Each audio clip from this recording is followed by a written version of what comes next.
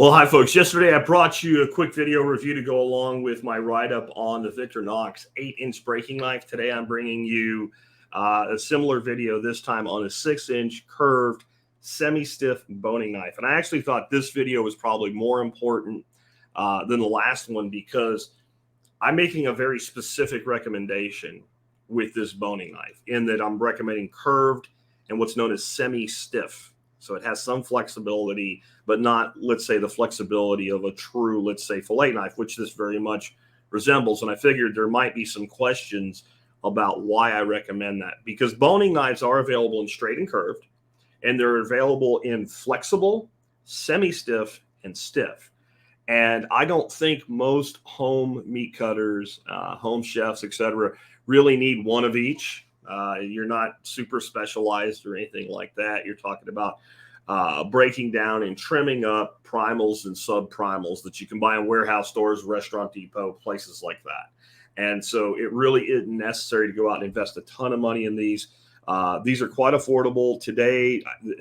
As I'm doing this video anyway, things change. This knife is on sale for $26. And so again, paired with the braking knife, I think you really have everything you need to do really great meat cutting at home, which if you listen to my podcast about it, I did an episode that's linked in the write-up that you can get to from the video notes below.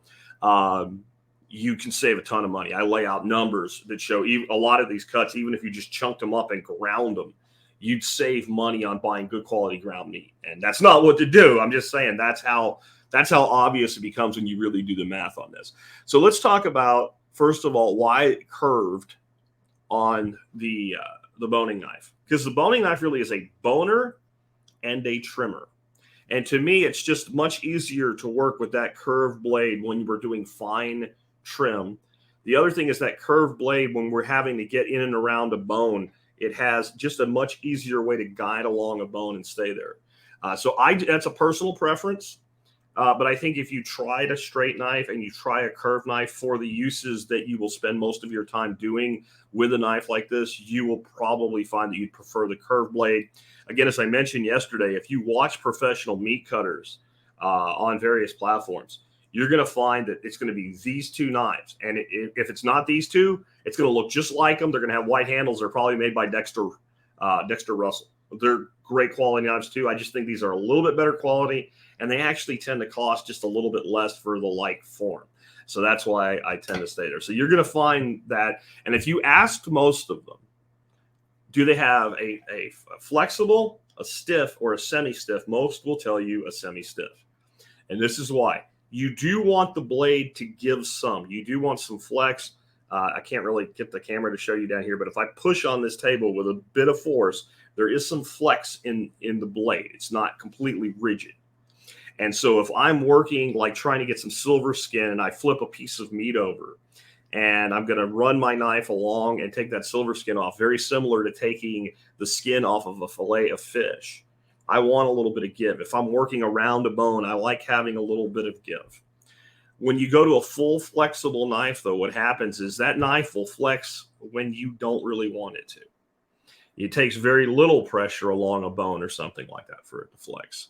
And what that means is the tip isn't necessarily, when it's inside the meat, where you think it is. With this knife, unless you're really applying pressure, that tip is directly in line with your hand. So even when you're going like along the backside of a shoulder blade or something like that, you know that that tip aligns with your hand, and that makes you do more precise cutting. To me, the reason that's important is a lot of the cuts that we're making, we're taking lower end primals. Like when you're cutting up something like a rib primal, right? You're just making New York strips out of it, or rib eyes out of it, or a loin primal or a rib primal, and you're taking rib eyes or loins. You're just taking cuts, really. There's some stuff you can play with, but there's no like really hidden like special things like a Denver steak or a chuck eye that you're getting out of a chuck roll, or a Sierra steak or something like that, or a mouse steak off the back of or actually the bottom of a sirloin top rump.